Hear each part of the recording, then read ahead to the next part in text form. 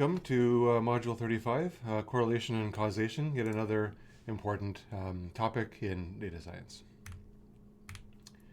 So the big question we're going to approach today is, when can a pattern that you identify in data justify some story or explanation about cause and effect? This thing caused that thing, and when is this pattern you observe in the data just possibly an interesting or possibly interesting coincidence? By the end of this module, you should be able to explain the difference between correlation and causation. You should be able to describe at least 3 non-causal reasons why 2 variables might be strongly correlated. You ought to be able to diagnose confounding and Simpson's paradox. Those are 2 different ideas in simple examples. You ought to be able to compare randomized experiments with observational studies, compare and contrast these 2 approaches, and apply a short causal checklist, or at least a significant subset of it, to decide how far you can safely interpret a pattern in data. So correlation is one of those words that has a popular meaning, kind of a common meaning, and like a real meaning, a mathematical meaning. So there's different kinds of correlation. That's another thing to be wary of. We're only going to talk about Pearson correlation in today's module. But you should be at least aware that there are other forms of correlation, the most common other form of which is probably Spearman's correlation. So you can look that up if you wish. But often when people refer to correlation, they mean kind of a linear correlation in a population for which you have variables x and y. There's 2 variables. Each of them have a finite amount of variance within them. And the Pearson correlation, which is kind of labeled as, this is rho. This p-looking thing is the Greek symbol rho. Rho sub xy is just the covariance between x and y divided by the independent variance in x times the variance in y. Or I guess the standard deviation in x and the standard deviation in y. So you can write out the covariance matrix like over here on the upper right, but most of the time you're just going to be interested in this simple form in the middle. So this entire measure, rho, you can work it out yourself if you really wish, but it'll give you values between -1 and 1 inclusive, nothing outside of that range. If rho, if the Pearson correlation is close to 1, this means there's a very strong positive linear association. So x and y, you'll see this soon enough visually, but there's x and y, like increasing x increases y linearly. If rho is very close to -1, there's still a very strong linear association, but it's negative. So increasing one of those variables decreases the other. And if rho is close to 0, then there's no linear association at all. But other nonlinear patterns are still possible, as I'll show you in a second, or even less than a second. A couple of key properties before I look at the image. First of all, it's symmetric. So the rho of x sub y is the same thing as rho of y and x. Rho sub y and x. There's no kind of direction. You can swap x and y over here, and you can swap x and y on the top, and you get the exact same value. There's no units, so it's not like a correlation of 0.8 Pearsons. That isn't really how we normally describe correlations. You can change the units, but this won't change rho. And it can be sensitive to outliers and nonlinear structure. And it can also be like pretty insensitive to it. So I'll demonstrate the latter in a second. Here we have a lot of patterns in data in 2 dimensions, x's and y's. And then above them we have all of these numbers that indicate their Pearson correlation.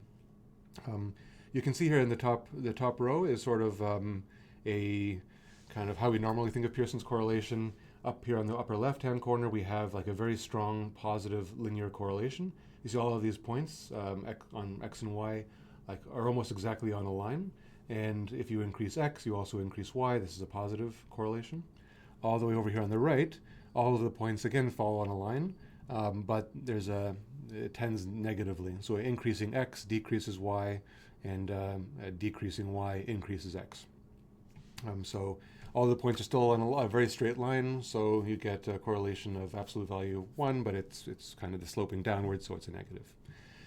Everything else in the middle is more like the real data we see, just a big scatter shot of data, kind of broadly. You can still see, however, on the I guess in the not the bishop's position or the rook's position, but the slightly inwards, there's correlations of 0.8 and minus 0.8. These data points are a lot more chaotic, a lot more erratic than on the outer edges of this first row. But there's still sort of a linear correlation. You can still see in general, as you increase x, you increase y over here. As you increase y, you increase x. So there's a general positive trend, and they kind of fall in a line, but it's starting to get a bit noisy. And as you get towards the middle, this is where it's absolutely noisy. Like right in the middle here is correlation of 0. There doesn't seem to be any relationship between x's and y's in this most chaotic of images in this top row. Just two more things I want to mention and before we can move on. The second row indicates that the degree of the relationship doesn't really matter. It's really just the linearity of it. So here on the far left, there's more or less like an equivalent. Like it seems to be like x equals y or y equals x. So the slope is sort of at 45 degrees here. But even if the relationship like isn't as strong in terms of its magnitude between these two variables, like over here, second, like right before the middle, you have to increase x quite a lot to get any increase in y whatsoever, right? So the difference in magnitude between these two variables seems pretty slight, but all of the points still fall on this line that's drawn. The line is very tight. There doesn't seem to be very much noise. The linear relationship is the thing that matters, and the linear relationship shows like almost no noise, so the correlation is still 1. And the same holds on the other side. Even if you have to increase x quite a lot before you get a small decrease in y, all of these points still fall noiselessly on this line, so the correlation is still -1. So hopefully that makes sense. It isn't the degree of the relationship, it's just whether or not they're linear. And finally, down here on the bottom is a lot of relationships between x's and y's that generally seems pretty pronounced. We have a very clear circle. We have 4 clear clusters. We have this kind of 2 moon shape that kind of bump up against each other. We have a kind of a sinusoidal looking pattern. So in each of these cases, there does seem to be a little bit of information. There's a nonlinear pattern, that's pretty clear. But none of these distribution of points fall very clearly on a line, so their correlations are all very small. This image is from Wikipedia, I should have mentioned over here. So hopefully this gives you like a visual intuition about what correlation is. Correlation basically can be thought of as a score matching shape. You have clouds of points. You want to know to what extent those clouds of points describe a linear relationship. But by itself, it doesn't really explain what causes what, right? So even over here in the upper left-hand corner, which is like the cartoonishly good correlation between x and y, if x and y aren't just letters of the alphabet, but they represent real measurements in the world, a correlation doesn't tell you whether x causes y or y causes x, right? So that's something we have to deal with in the subsequent slides. So a causal claim is something that usually we care more about, right? Like we care about there's a relationship between variables a lot of the time, certainly, but often we want to make a claim about an intervention or a change, or indeed just like one variable causing something else, because we want to know the series of events that describe the pattern that we're observing. So the idea is, if we had an experiment and everything was exactly the same and we only changed x, would y change? And if that's the case, then there seems to be some kind of causal relationship between x and y. We made some kind of intervention, we changed x a little bit, and then therefore subsequent variables in this causal chain also changed. There's a couple of ways to think about this. This interventional approach has something called the do notation, which always seemed a bit clunky to me, but that's what some very great computer scientists came up with. This interventional or do notation form of causation really describes an effect of variable x on y basically looking at what happens to y if you make a change on variable x.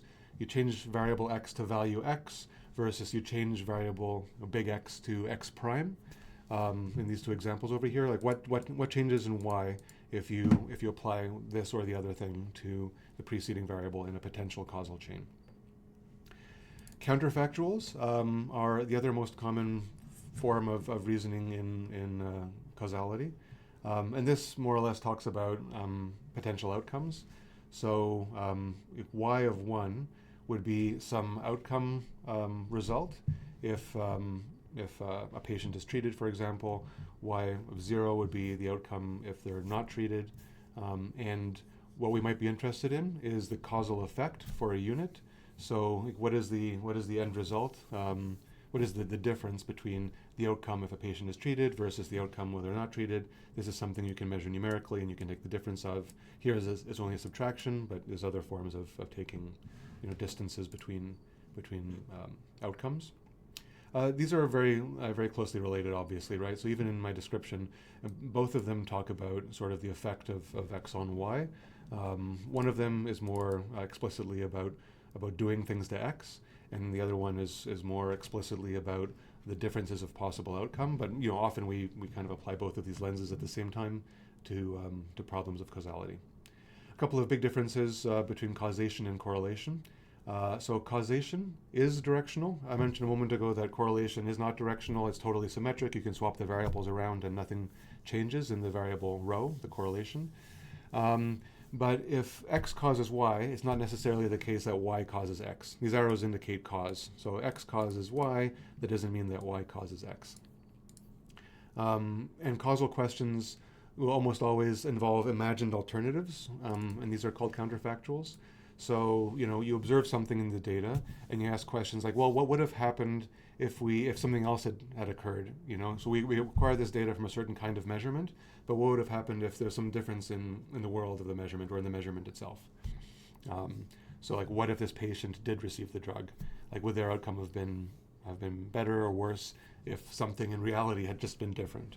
And we want to be able to ask those questions, and it's an important scientific exercise to be able to do so. So causal claims, can rest on hidden aspects of the data generation process, and they're a bit less just about the observed numbers. This is a bit of a crass way of thinking about it, but correlation just has the numbers, and we're just looking at relationships between the observed numbers, whereas causation is really trying to figure out the hidden structure of the universe that we don't observe. When we get into machine learning a bit deeper, not necessarily in this course, but in further courses like 3151, we'll talk more about hidden variables.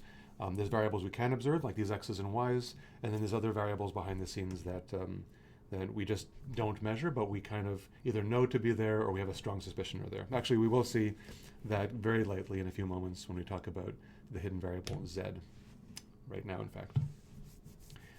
So I'm going to mention 4 different ways that variables can be associated, and then I'm going to show you some just visual representations of these associations. So again, we have observed variables x and y, and then there's this direct causal effect, which we've been talking about.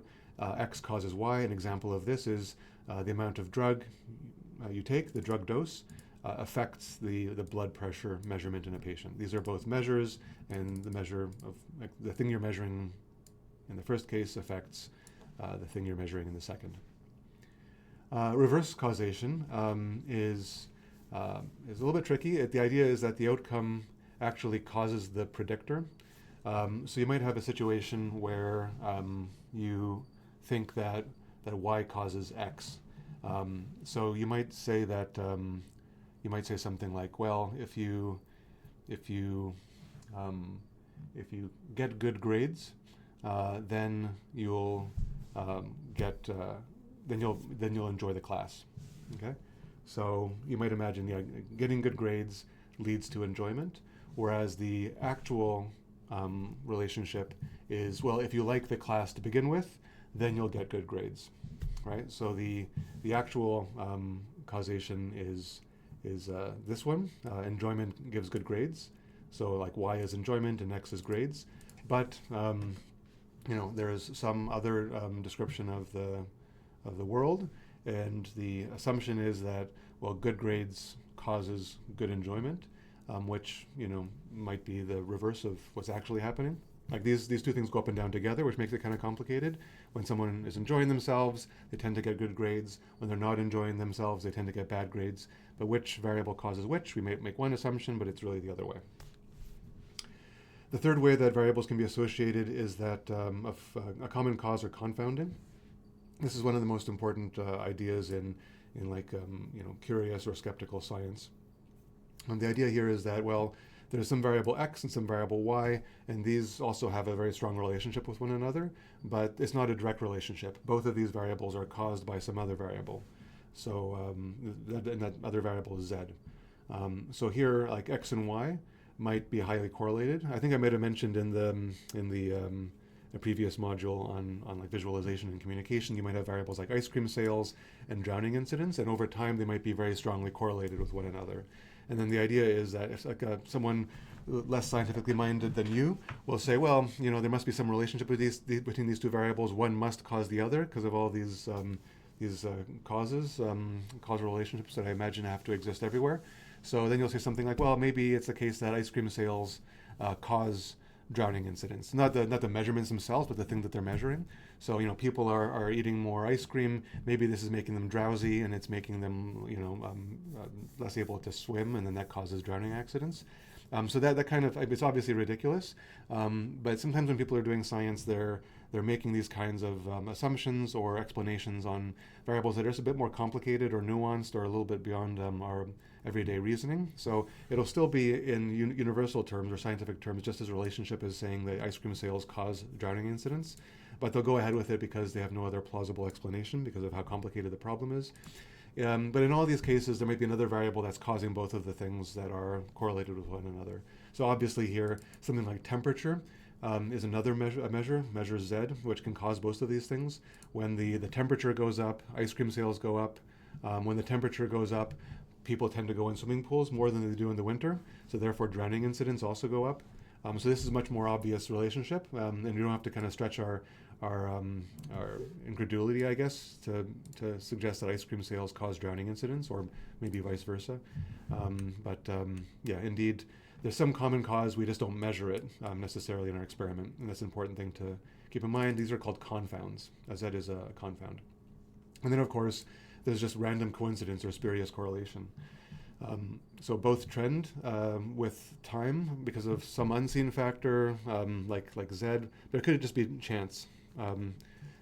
So this is another one of these things which is kind of tricky to think about, and we could have a debate about whether this example belongs under 3 or 4. But the idea is that median house prices and mean university tuition are just accidentally kind of correlated with one another. So median house prices are going up, mean university tuitions are going up. Is it the case that there's some hidden variable that's causing both of these things? You could wave your hand towards the economy, like variable Z is something to do with the economy, or predatory individuals, organizations taking advantage of home buyers and students. Then maybe that's the case, but maybe it's something a bit more diffuse than that. There's no direct common cause. Just for argument's sake, any correlation we're observing between these two variables is just a random accident. And we talked a little bit about how even under scenarios where you have a very clear outcome of what you expect, some proportion of the time you'll observe things that seem to be outliers, that seem to be extreme cases, such as maybe an extreme correlation between variables. Like the correlation between these variables might be something like 0.9 for argument's sake, but really this is just an accident, and there's really no correlation there. This goes back to our discussion of pseudo-significance testing. We didn't get too deep into significance testing in the previous module, but it's the same kind of notion. Each of these 4 types of relationship can cause the correlation or the absolute correlation to be close to 1. But only the first one really justifies changing X will change Y with no extra assumptions. If you suddenly change median house prices in this 4th example, that doesn't mean that mean university tuition will directly change. If you suddenly stop selling ice cream in the middle of the summer, that doesn't mean that you'll suddenly stop having drowning incidents. If you suddenly, I mean, this is a bit tricky now because the relationships are getting a bit closer to each other. There's a causal relationship in part 2, but it's just reversed. So, it's possible that changing your grades could still not affect your enjoyment. But really, the idea here is that like if you suddenly increase the dose of your drug, then the blood pressure will change as a consequence. Okay, so each of these 4 situations mean that X's and Y's are strongly correlated with one another, but only the first one has the most obvious situation where you can do the intervention, the do logic from the previous slide, and make a change on Y that you can measure. Here's a little conceptual diagram of what I just mentioned. We have X, which is the cause. We have Y, which is the outcome. We have Z, which is a potential confound. And then we have something called M, which is yet another variable, another random variable you can measure, which is called a mediator and is in the middle of a causal chain. And I'll show you that in a second. So this graph basically is that of pure correlation.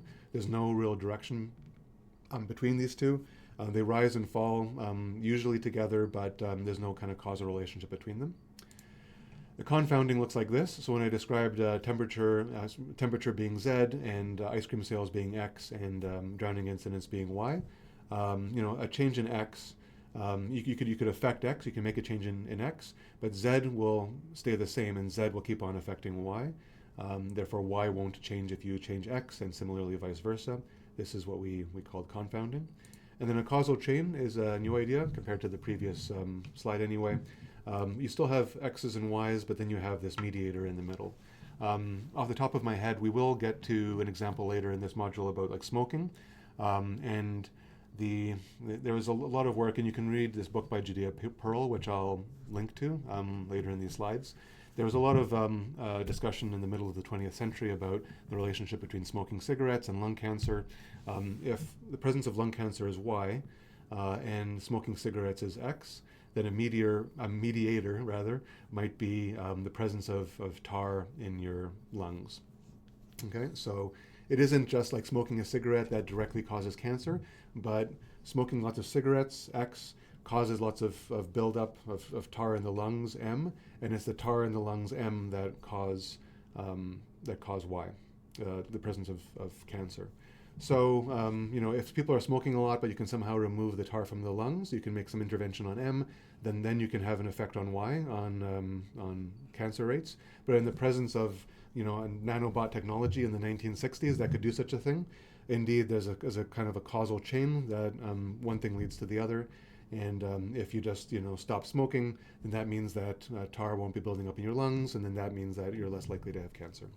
Okay? So this kind of chain of causality is an important one to get right. One thing I'll kind of mention, I love this area of research, and me and some of my students have published research using a lot of causal reasoning, and we continue to, so it's really fascinating. But one kind of difficulty with all of this is it often requires a lot of sort of intuition and theory behind the scenes. So if you read the description of how early researchers in causality sort of described the relationship between smoking and tar buildup and cancer, they drew graphs like this, the relationships between which could be described in terms of probabilities. This is something called a Bayes net, by the way. Going back to the same Bayes from before, in Bayes' rule, this can be described as something called a Bayes net. But the point is that they kind of had to come up with like this variable means this and that variable means that, and this is the the directional relationship between these variables. And there's a lot of like assumptions built in, and that always kind of rubs me a little bit the wrong way because it relies on intuition, which is often contrary to the scientific process. Okay, so speaking of sort of how not to think, here is a graph from the Experius Correlations website that we had in a previous slide deck. We have a very, I say beautiful, but this is beautiful in a statistical sense in terms of correlation, but it's misleading, right? So here we have a timeline, and we have the number of babies born in terms of, pure absolute numbers. And then we have the Netflix's stock price here on the right in black and red respectively.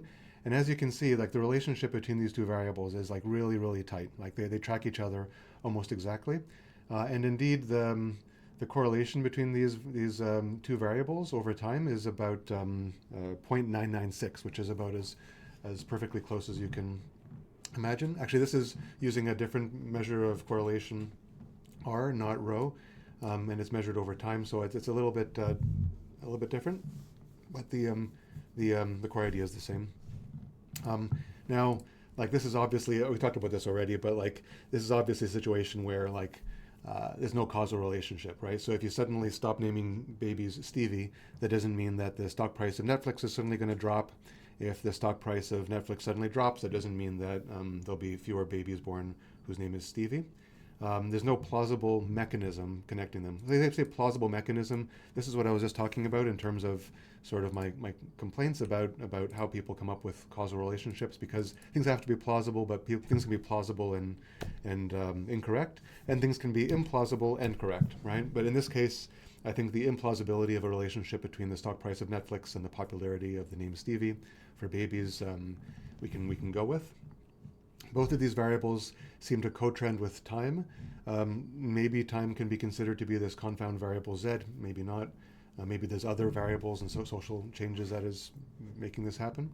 But other unrelated variables will also probably correlate. You can probably reach into a bag of variables and pull out a random variable that will also have this sort of upwards looking trend and have no relationship to Netflix or the name Stevie.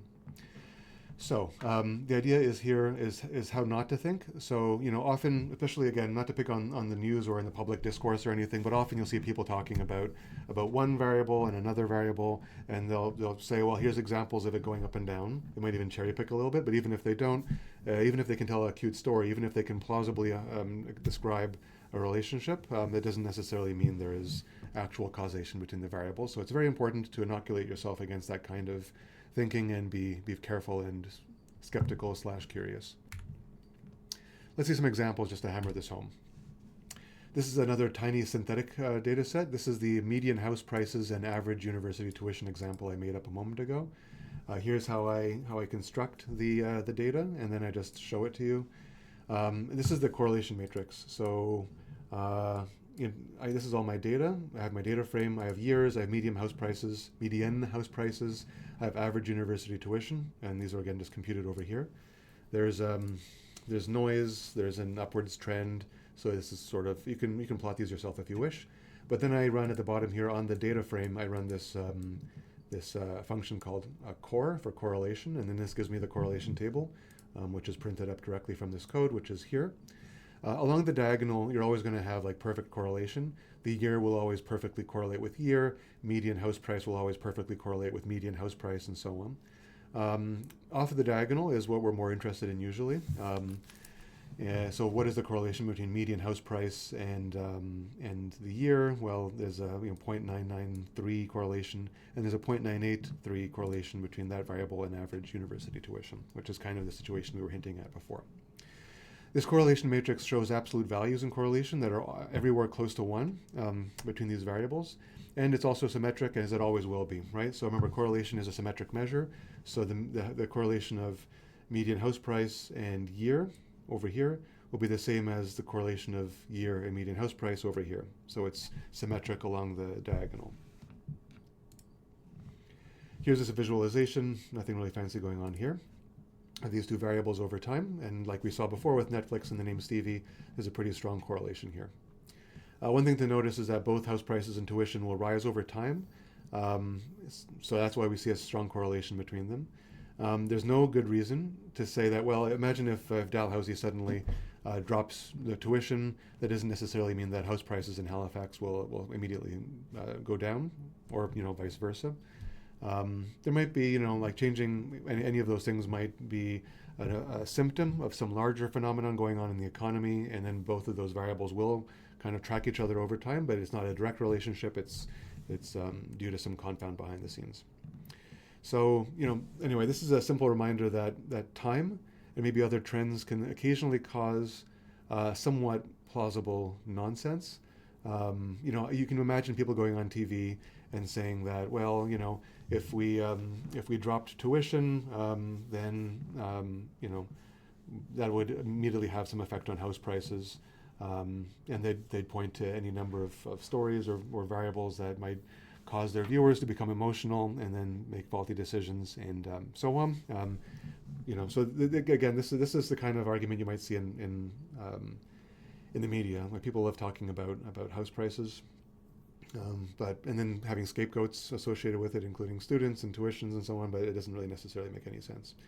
I'll just mention, that even though there's probably some other confounds behind the scenes, the fact that these two variables that we care about are so strongly correlated with year.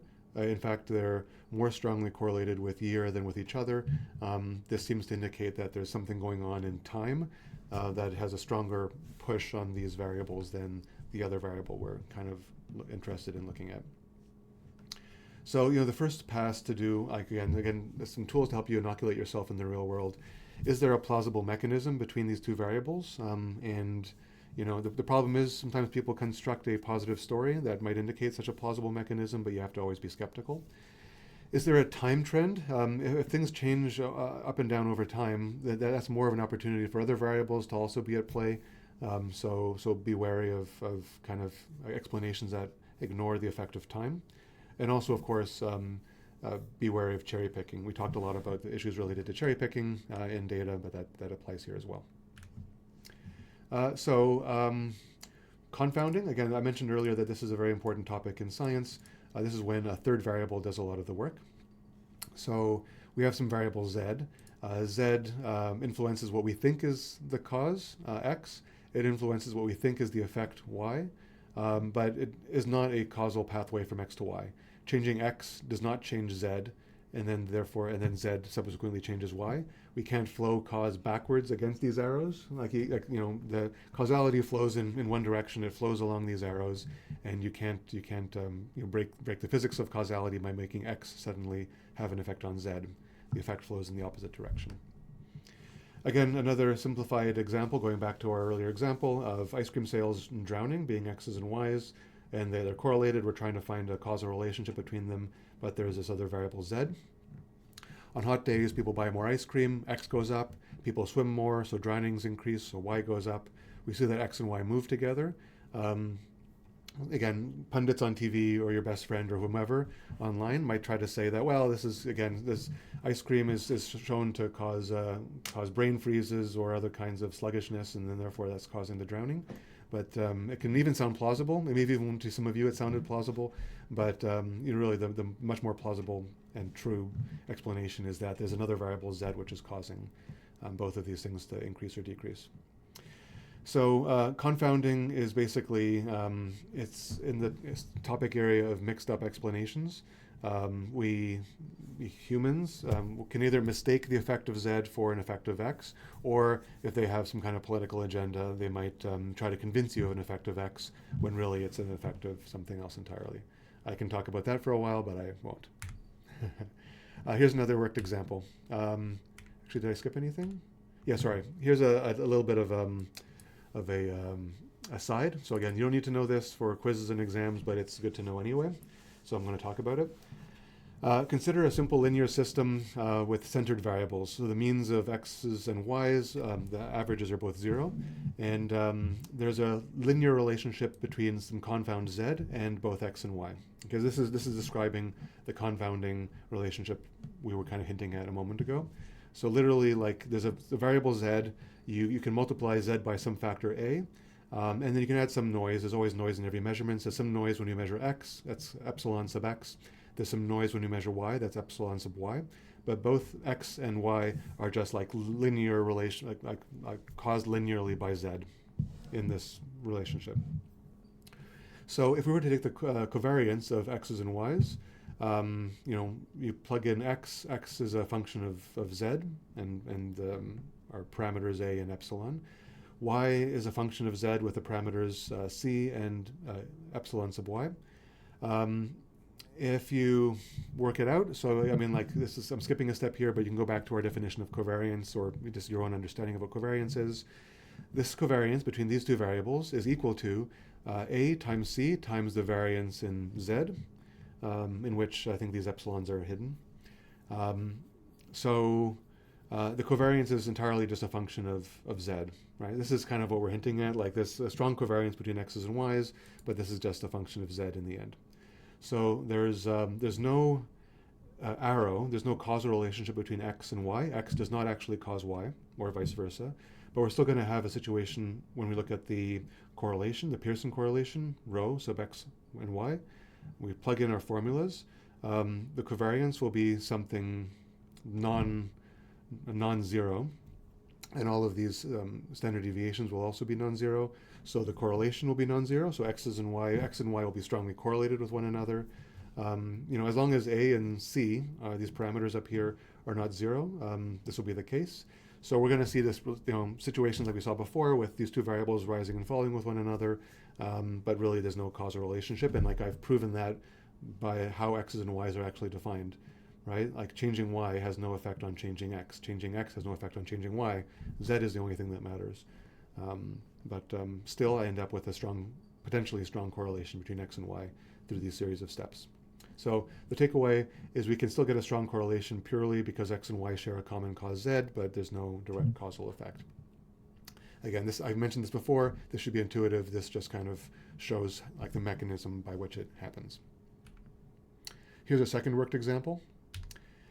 Simpson's paradox. This relates to admissions, which is why I'm reusing this nice image in the back. Simpson's paradox is one of the most famous paradoxes in statistics, and it's a lot of fun. So we're going to only briefly go over it now, though. This is where there's an association in aggregate between variables, but this overall association, this global association, will either reverse or will disappear when we stratify or break down all of the data according to some third variable. Okay, so imagine we have this admission-style data set. This is a fictional one here. We have a university, and we're admitting people into the university, and we want to make sure we're not biased against any gender. So we're measuring the gender of applicants, and we have the departments or the faculties to which they're applying. And then we have the number of applicants, we have the number of ones we admit, and then we have the rates. So what this graph says is that 80% of the males that apply to Department A, 80% of them get admitted. This also says that 90% of the 20 female applicants to Department A get admitted, and so on. Okay, so we have everything broken down by these variables. So let's look at the whole university and break everything down by gender. So here we're using our trusty group by, we're grouping by gender. We want to see all the females and all the males. This assuming, okay, for argument's sake, that there's these two categories. And we sum over all of the admissions. We sum over all of the applicants. So we're going to get overall rates of admission, which is down here on line 6. The overall admitted divided by the overall applicants gives us overall rates. And then just show me this grouped table, which is here. And right away we see a very strong overall trend. 68% of all males who apply to our university get accepted, and about 29% of all women who apply to this university get accepted. So there seems to be, at a university level, a very clear bias against women. Okay, looking at this table, women are much less likely to be admitted than men to this university. Now, we can say, imagine you're at the university level, go back for a second, you're at the university level and you're going to be like, okay, fine, there's a problem. We have a problem with bias against women. We're going to look at all of our departments, see which ones are the most egregious committers of this problem. And we're going to see if we can work with those departments to overcome this problem. So we look at every department. So here, we're looking at our admissions again. We're pivoting by department, and then we're going to see all the female applicants, all of the male applicants, and we're going to just show the rates, and then we're going to show this new pivot table. We defined this function in one of our very first lectures in this course. And this is what we end up getting. We have the genders, according to this conception up here as columns. We have the departments here as rows, and then we can see a couple of things. Well, in Department A, 90% of women get accepted, 80% of men.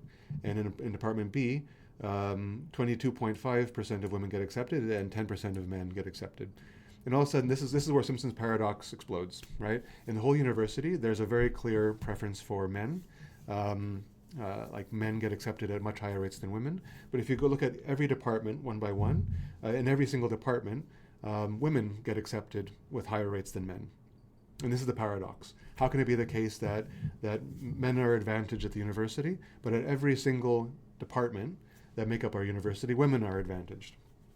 This doesn't seem to make any sense. You'll notice also all the code is available to you that I didn't make any changes to the numbers. This is just the numbers, and you can run this yourself to make sure that there's no funny business going on. So what's going on here is related to some extent to the example with Bayes' rule and priors and remembering your priors from a few modules ago. What's going on here is that women are just applying disproportionately to Department B, and B is just harder to get into for everybody. Men apply far more to Department A, which is much easier to get into. So this department choice, this other variable, Z, is acting like a confound which creates this overall paradox. So yeah, the Simpson's paradox is this example of confounding by group membership. I'm going to show you a couple of visualizations here. Nothing fancy going on here either. This is just a visualization of the numbers we saw previously. This is the overall university, and we're looking at admission rates in all cases. Men get accepted far more than women at the university, but if you look at Department A, women get accepted at higher rates, and in Department A in blue, and in Department B in orange, again, women get accepted at higher rates. The numbers aren't changing at all. It's just sort of how we break things down that's causing these numbers to pop out the way they are. So again, like this goes back to the issue of like always being curious and always asking more questions and always checking to see whether or not the conclusion you're drawing is correct or can be explained in different ways. You know, if you stopped your analysis here, you'd say that indeed, like we have this pre-existing notion that women might be disadvantaged in various areas, including this one, and we have this conclusion that the admissions committees are sexist. Then you look at things broken down by the department, and every department can say, well, it's not our fault, because the trends are the opposite in our department, they'll say. So I want to mention also that this isn't make-believe. So there's this actual paper from the 1970s that looked at sex bias in graduate admissions in Berkeley. So this also might explain how we've kind of concepted of some of these variables, because this is from the 70s. But yeah, this isn't make-believe. You know, so some of the data is like there's more departments at Berkeley than just two, believe it or not. And sometimes there are some biases that go the other way, instead of this example where like it's a the total swing in all departments. So the data aren't that clean in this study, but like this is essentially exactly what happened in real life. So I'm not just making this up for the sake of argument. Again, before you're trying to tell a causal story, before you're trying to say that this causes that, try to flip the condition, break things down into subgroups. I've been advocating for that all along. I can often in my ethics and risks sections of my modules, I'm always saying, well, break things down by subgroups, by demographics, for example, and see what kind of trends you get. That's always a good always a good strategy. This is a nice visualization. This is again from Wikipedia. I should link it here. This just visualizes what we're talking about. So these points, when they're black, this is like all the overall data in a collection. There's a negative correlation here, visualized right now. But if there is some label on these data points that kind of break down each of these points according to subgroup, like department, like maybe like a demographic group, and so on. Each of these colored regions, if you look at them in isolation, all have a positive correlation. So how can it be the case that every single subgroup of this overall population has a positive correlation, but if you look at the overall population as a negative correlation? That is Simpson's paradox, which is just an amazing bit of data science. So wrapping up, I'm going to talk about correlation and causation. I mean, I wanted to have a slide somewhere here with just some big gold letters, correlation is not causation. That seemed to be a little bit too cheesy and a little bit too much of a cliche. Everyone in university should know that by now, and have heard that aphorism a million times, or not a million times, but maybe only several 100,000 times. But it's important to keep on hammering that home. Just because two things are correlated doesn't mean there's a causal effect. So you have to be careful when you're doing good science. When you see a strong association or like a significant result comparing two variables, ask about direction. Could Y have caused X instead of X causing Y? Could they also influence each other? More commonly, ask the question, is there some confound? Is there some other variable that's affecting both x and y at the same time? And have we measured that? Have we adjusted for that? That's one of the first questions a good scientists will ask, especially in other disciplines. Is there some other variable that could have explained what we're observing? Third is selection and measurement. Just the way we gathered the data, our inclusion criteria for how we gathered the data, or any kind of missing data, any exclusion criteria that caused us not to gather the data, maybe distorted the relationship. I complained a little bit in class about situations I've seen in other universities where people suggest throwing away data points so that the relationship is stronger. Is that correct or not? Does that change the overall shape of the data? That's an important one to ask. Are x and y measured with similar care across groups? This might come up when I talk about machine learning again, but often in machine learning people will say, well, here's an old model on this kind of machine learning task, and here's our fancy new model, model y, on this new task, and look how much better model y is than x. It's getting much better performance, much better prediction than x did. But as I'll complain probably much later in the machine learning section, often I've seen quite often groups just optimize the heck out of their preferred model y, and they'll just use an off-the-shelf model x, and then they'll look at the difference and say, look how big this difference is. There's actually a paper from about 2.5 years ago that shows that actually one of the most popular transformer-based language models from the past 6 years or so that just took over natural language processing was really no better than the one that came before it. But people who pushed that model from the company that did not do good science, at least in terms of their empiricism. The design, so was the overall design of the experiment randomized appropriately? Are there some biases that exist? Is Simpson's paradox there? You don't always have to look for Simpson's paradox, but just keep it in mind. And then we talked more about p-hacking in the previous module, but were many relationships looked at? Were people looking at some outcome y, and then they looked at drug x1, x2, x3, x4, x5, x6, and they looked at all these possible relationships until they found one that seemed to have a strong relationship, and there seemed to be some causal relationship there. Well, we remember from the previous module that if you do lots of experiments, the chances of you accidentally finding something that seems to have a strong correlation goes up with the number of experiments you do. So did people fall into that trap or not? That's another checklist item you should cross off. Correlation, a correlation between x and y that survives all of these checks is more credible, so you might be more inclined to believe it, but again, because you're a curious scientist, you're not going to just always accept that you found the truth. You're always going to keep on asking additional questions. I want to briefly mention the difference between randomized experiments and observational data. Randomized experiments in some sense is ideal. This is the case in a lot of medical research, randomized control studies, where you have a treatment like a drug or some other kind of intervention X that you assign randomly to a population. You break backdoor paths, or you control for them, so you make sure that there's no other variable in the data set that could cause what you're observing. And if that's the case, if absolutely everything else is held equal, and the only difference is this X that you're intervening with, that you're doing, then that's the ideal situation. Then if there's relationships, you can be more confident that there's some kind of causal relationship. Unfortunately, in a lot of real-world data, in particular the kind of data we tend to see a lot of in machine learning is data were acquired in the world. We happen to have video, audio, text acquired from the internet or something like that, and we are now going to learn a model on it. If those data were acquired for other purposes, we haven't controlled for possible confounds, we haven't measured them at all. We might observe choices or symptoms or outcomes, but we haven't assigned them. We haven't assigned any kind of intervention either. There's going to be lots of confounds, but often you'll see people tend to ignore them. So we need to take additional steps to kind of try to overcome the problems that exist in the noisy data we acquire from the world. This can include things like stratification and standardization. We kind of hinted at standardization of units anyway earlier, but the same principle applies. Stratification we're probably going to talk about more when we talk about machine learning. I'll talk a bit more about regression later, so I'll come back to this a bit later.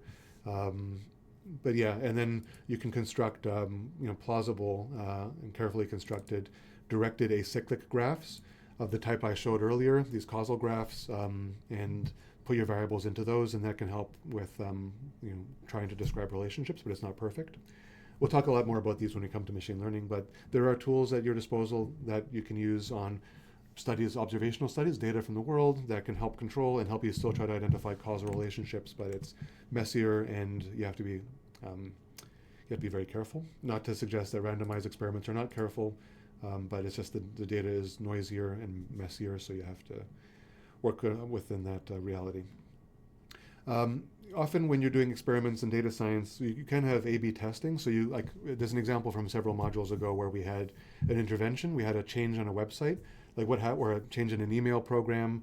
Like we have data being acquired from the status quo, and then we have this new possible model or possible change in how we are interacting with the world. That's the difference between A and B. And if we randomize things appropriately, if we give an appropriately random enough group of our customers the new website versus the old one, and account for confounds like time and the time of day that we're assigning these things and so on, then we can get something that more closely resembles a randomized experiment. However, many social data sets, social science data sets, health data sets are just observational. Like the data is just coming in, and then we have to deal with it after the fact. So when you're making causal claims, you have to be humble, anyway, it might discount a lot of researchers.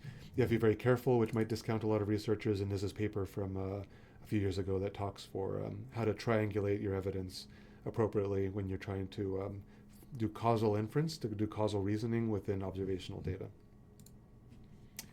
One more study. I mentioned I was going to talk about this, smoking and lung cancer. This goes back to the 1950s, and it's described in this book by Judea Pearl, which I think I'm going to link to at the end. Very simplified. Early data suggested there's a very strong relationship between cigarette smoking and lung cancer. There's a whole story behind this, which I'm not going to have time to get into. The critics, that is to say, people paid from the tobacco industry, argued, well, maybe there's a reverse causation. This is silly but true. The idea, people actually did argue this, is that people smoked because they had lung cancer. Like the lung cancer made their chest feel bad, so they'd light up a cigarette and that would make them feel good. So they were suggesting that, well, because cigarettes are so good for you, it would reduce the negative, like the harsh symptoms of chest problems of your lungs. So that's implausible. We know this is implausible, but this is something that highly thought of individuals were pushing at the behest of the tobacco industry. Anyway, they argued about confounds also. So maybe their socioeconomic status was the main thing. Constitution was one of these like mythical things that a lot of people used to believe in. Like there's this magic thing called constitution or miasma or whatever you have that actually was causing these observed relationships between cigarette smoking and lung cancer. But then over time, more and more evidence was accumulated. There was more cohort studies following healthy people. There was dose response patterns. There was biological mechanisms that people started learning about, which kind of made the causal relationships a lot stronger. Anyways, more and more data were gathered that kind of discounted a lot of these kinds of arguments one by one. So modern causal inference lens would be that smoking is the exposure X, lung cancer is Y, and then many possible confounds exist. So maybe people of different socioeconomic statuses smoke more or less. Maybe the different genders smoke more or less, or the different sexes smoke more or less. The more you can account for this and still get this causal relationship, the more strong you believe in it. I mentioned earlier that there's actually this mediating variable M often, so smoking causes tar buildup, and tar buildup causes the lung cancer, which doesn't mean that the cigarette companies are off the hook because they're the beginning of that chain. Anyway, so there's a great book by Judea Pearl which I'd recommend reading for fun, which talks about this a little bit.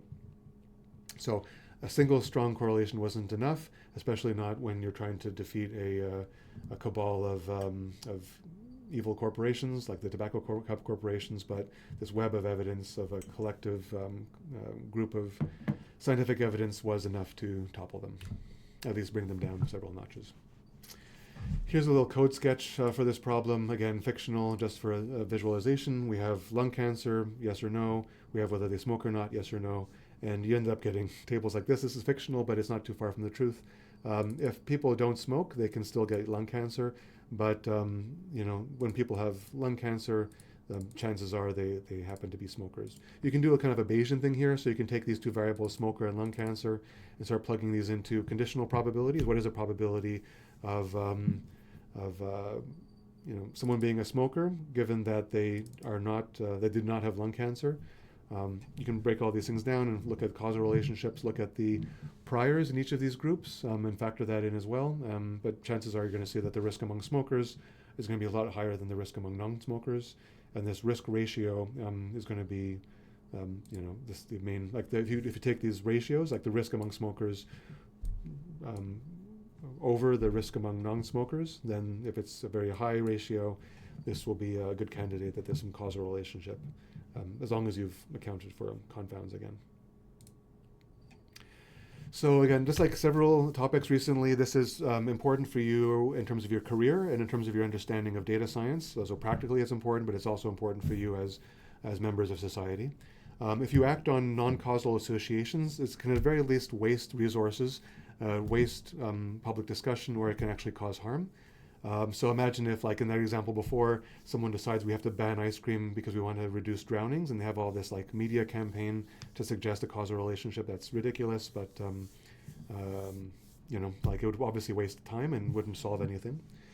We need to think about fairness. So sometimes confounded correlations can falsely blame individuals or groups. Often we'll hear things like group A is less productive. Province B is carrying provinces C, D, and E. This is obvious. Sometimes it's only partially true, or it's completely inverted in terms of its truthiness. Product decisions. So if you attribute causality to non-causal features, like imagine if you did that A/B testing in terms of the websites or in terms of whatever product your company is pushing, you do very lazy causal reasoning. You say that there's some kind of intervention, causal intervention that works, but it actually doesn't. This can result in all kinds of problems. It means that you don't necessarily know how the product is going to generalize to new scenarios. The causal relationship just doesn't work, so it doesn't really solve anything, and your company's going to have a bad time. There are all kinds of mitigations. So obviously being explicit and being very careful about what you assume to be merely correlational versus causation, causal, is important. Always include a threats to validity section in research papers. This tends to come out in discussion sections or limitations sections. Here's all the stuff we didn't do. Here's all the stuff we wish we could have done. If you have the resources and the time, you should check this just to make sure our results are meaningful. We've not necessarily said we found the truth. And when possible, always try to push for better designs. So do more A/B testing, do more actual naturalized randomized trials instead of just relying on observed correlations in small subsets of cherry-picked data. We were going to see these ideas again. We're going to see in the very next model directed acyclic graphs and partial correlations. I kind of mentioned machine learning, so I'm looking forward to getting into the machine learning, at least slightly in this course. We're confounding information leakage. All kinds of problems can result in training models that are not going to actually perform as advertised.